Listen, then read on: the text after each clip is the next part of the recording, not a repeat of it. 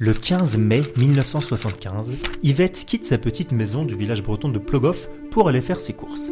Mais contrairement à d'habitude, Yvette est inquiète, quelque chose ne va pas. Arrivée à hauteur du bistrot du village, qui s'appelle Chez Céline, Yvette croise Marie, qui habite quelques rues plus loin.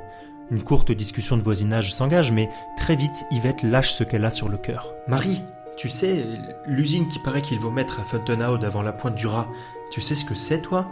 Une usine ? Ah, pourquoi veux-tu ? Si quelque chose doit se faire ici, on sera les premiers au courant, tu crois pas ?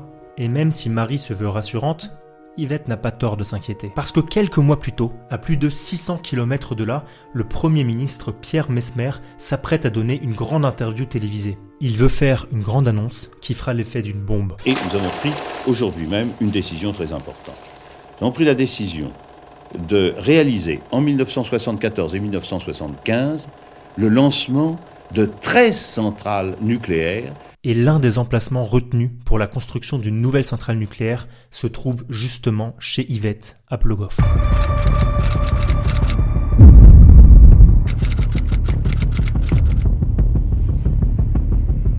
C'est l'une des histoires les plus incroyables dans la mémoire des luttes contre des grands projets. La bataille contre la centrale nucléaire de Plogoff. En avant!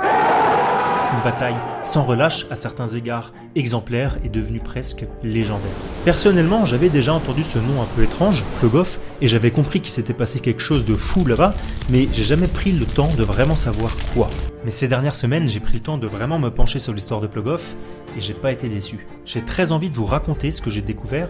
Alors le but de cette vidéo, c'est pas de parler du fond pour ou contre le nucléaire, c'est de raconter cette lutte, de voir quelles stratégies ont été utilisées contre cette centrale et de voir ce qui pourrait peut-être aussi être réplicable ou non aujourd'hui. Allez, on retourne en Bretagne et on reprend l'histoire là où on s'était arrêté.